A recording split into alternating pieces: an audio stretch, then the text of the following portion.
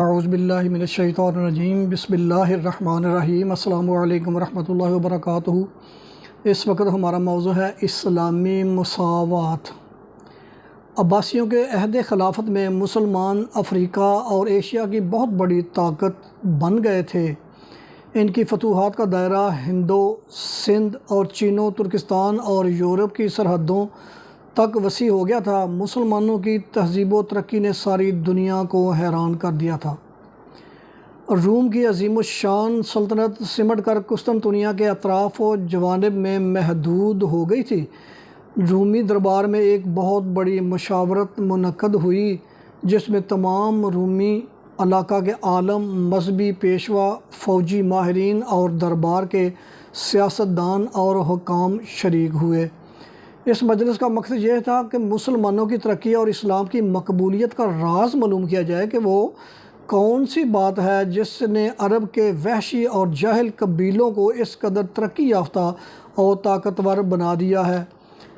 بحث و مباحثہ کے بعد اس مجلس نے طے کیا کہ چند ہوشیار اور قابل آدمیوں کو مسلمانوں کے شہروں میں بھیجا جائے اور وہ ہر طرح کی معلومات حاصل کر کے واپس آئیں اور رومی دربار میں اپنی رپورٹ پیش کریں۔ اس فیصلے کے بعد دربار اور گرجا کے چند قابل اعتماد ذہین اشخاص کو یہ ذمہ داری سپرد کی گئی۔ یہ لوگ تاجروں کے بھیس میں مسلمانوں کے شہروں کی طرف روانہ ہو گئے۔ ان میں سے ایک مذہبی عالم اس بات کی تحقیق کے لیے مقرر تھا کہ وہ اسلام کی اشاعت اور مقبولیت کا راز معلوم کر کے آئے کہ وہ کون سی بات ہے جو عام آدمیوں کو معاشرتی اور متاثر کرتی ہے، جو عام آدمیوں کو متاثر کرتی ہے اور وہ بے اختیار اسلام کی طرف کھینچے چلے جاتے ہیں۔ یہ شخص کپڑوں کا تاجر بن کر دمشق میں داخل ہوا۔ اس کے ساتھ ایک غلام تھا نہایت وفادار اور اطاعت گزار، جس کے ماتحت اور بھی غلام تھے جو اپنے آقا کی مختلف خدمتوں پر مقرر تھے۔ یہ لوگ دمشق پہنچے تو ایک سرائے میں ٹھہرے اور دمشق کے مسلمانوں سے تاجروں سے لین دین کرتے رہے اور ساتھ ہی ساتھ ان سے دوستی اور تعلقات بڑھاتے اور ہر بات کی ٹو لگاتے رہے کہ کسی طرح اپنے اصل مقاصد کو حاصل کریں اور وہ راز معلوم کر لیں جس نے مسلمانوں کے دین کو مقبول عام بنا دیا ہے۔ جہاں تک تجارت اور کاروبار کے معاملات تھے، انہوں نے دیکھا کہ مسلمان تاجر بہت ہوشیار اور کاروباری معاملات میں بڑے باخبر رہتے ہیں اور ساتھ ہی ساتھ نہایت دیانتدار بھی ہیں اور اس وجہ سے ان کی تجارت خوب پھیلتی ہے اور منافع بخش ہے۔ رومی عالم کے ساتھ جو تاجر تھے وہ تو مسلمانوں کی تجارتی مہارت اور دیانتداری سے ہی متاثر ہوئے، مگر خود وہ چونکہ تاجر نہ تھا اور ان معاملات سے واقف نہ تھا، اس بات کو کچھ زیادہ اہمیت نہیں دیتا تھا۔ وہ سمجھتا تھا کہ یہ تو بس تجارتی گر ہیں، اصل بات کچھ اور ہے جس نے اسلام کو مقبول بنایا ہے۔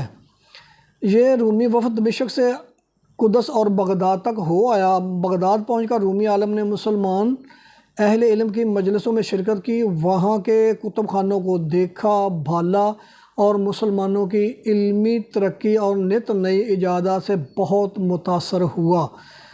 علوم و فنون میں مسلمانوں کے بہت سے نظریوں اور انکشافات کو اس نے اپنے روز نامچہ میں بھی درج کر لیا، مگر آخر میں اس نے بھی یہی لکھا ہے کہ میں نے بہت سی باتیں معلوم کر لیں جو مسلمانوں کی ترقی کا سبب ہیں، مگر افسوس وہ اصل بات معلوم نہ ہو سکی جس نے ان کے دین نے اسلام کو اس تیزی سے پھیلایا ہے۔ ان شہروں کا دورہ کر کے یہ لوگ دمشق اور وہاں سے مسلمانوں کی سرحدی شہر حمص میں پہنچ گئے۔ حمص میں انہوں نے اپنا باقی ماندہ سامان تجارت اور ایک تاجر کے ہاتھ فروخت کر دیا۔ جب کاروباری معاملات ختم ہو گئے تو مسلمان تاجر نے ان کو اپنے دسترخوان پر شریک طعام ہونے کی دعوت دی۔ رومی عالم اپنے تاجروں اور غلاموں کے ساتھ وہاں پہنچا تو میزبان نے، جو بہت بڑا تاجر اور مالدار آدمی تھا، مہمانوں کا بڑے اتفاق سے خیر مقدم کیا۔ نہ صرف رومی عالم اور اس کے ساتھی تاجروں کی عزت کی، بلکہ ان کے غلاموں سے بھی اسی طرح مصافحہ کیا اور معانقہ کیا، اور ان کو بھی اسی دسترخوان پر عزت و احترام سے بٹھانے لگا۔ یہ بات رومیوں کو بڑی ناگوار گزری۔ ان کے غلام بھی بڑے حیران ہوئے، کیونکہ وہ سمجھتے تھے کہ آقا اور غلام میں زمین اور آسمان کا فرق ہوتا ہے، اور یہ بڑی بے ادبی اور گستاخی ہے کہ غلام آقا کی برابری کرے۔ رومیوں کے غلام تو بڑے اصرار کے باوجود دسترخوان پر نہیں بیٹھے اور اپنے آقاؤں کے پیچھے دست بستہ کھڑے رہے، مگر انہوں نے دیکھا کہ مسلمان تاجر کے غلاموں نے جب دسترخوان پر ہر طرح کے کھانے اور لوازمات سجا دیے تو بے تکلف اپنے آقا کے دائیں اور بائیں بیٹھ گئے اور مزے سے کھانے میں شریک ہو گئے۔ رومی عالم کو تو بڑی وحشت ہوئی جب اس نے دیکھا کہ مسلمان تاجر نے اپنے غلام کی کھائی ہوئی روٹی کے ٹکڑے اٹھا لیے اور یہ کہہ کر کھانے لگا کہ ہمارے رسول کریم صلی اللہ علیہ وآلہ وسلم نے رزق کو ضائع کرنے سے منع فرمایا ہے۔ رومی عالم اپنے وفد کو لے کر واپس آ گیا اور اس نے دربار میں اپنے سفر کی تفصیلات پیش کیں اور اس کا اعتراف کیا کہ وہ اس اصل راز کو نہ جان سکا جو اسلام کی مقبولیت کا سبب ہے، مگر کیسر روم نے ہمس کے اس واقعہ کو دوبارہ سنا اور اس پر غور کرتا رہا۔ پھر اس نے کہا میں اس راز کو سمجھ گیا۔ سب حیرت سے دیکھنے لگے، مگر اس نے کہا ابھی نہیں، کچھ دن بعد میں بتاؤں گا۔ کچھ دنوں کے بعد جب دوبارہ یہ مجلس بیٹھی تو سب منتظر تھے کہ کیسر آج اس راز سے پردہ اٹھائے گا، مگر کیسر نے اس رومی عالم سے پوچھا تمہارے ساتھ جو غلام سفر پر گئے تھے ان کا کیا حال ہے؟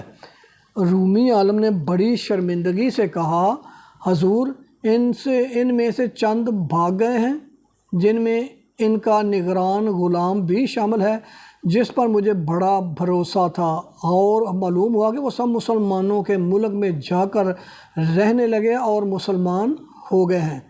کیسر نے کہا بس یہی راز مسلمانوں کی ترقی اور اسلام کی مقبولیت کا ہے کہ ان کے دین میں آقا اور غلام، امیر و غریب سب برابر کا درجہ اور حق رکھتے ہیں۔ یہ نہ ہوتا تو تمہارے غلام نہ بھاگتے نہ مسلمان ہوتے۔ مجھے اپنی دعا میں یاد رکھیے گا۔ رب رکھا۔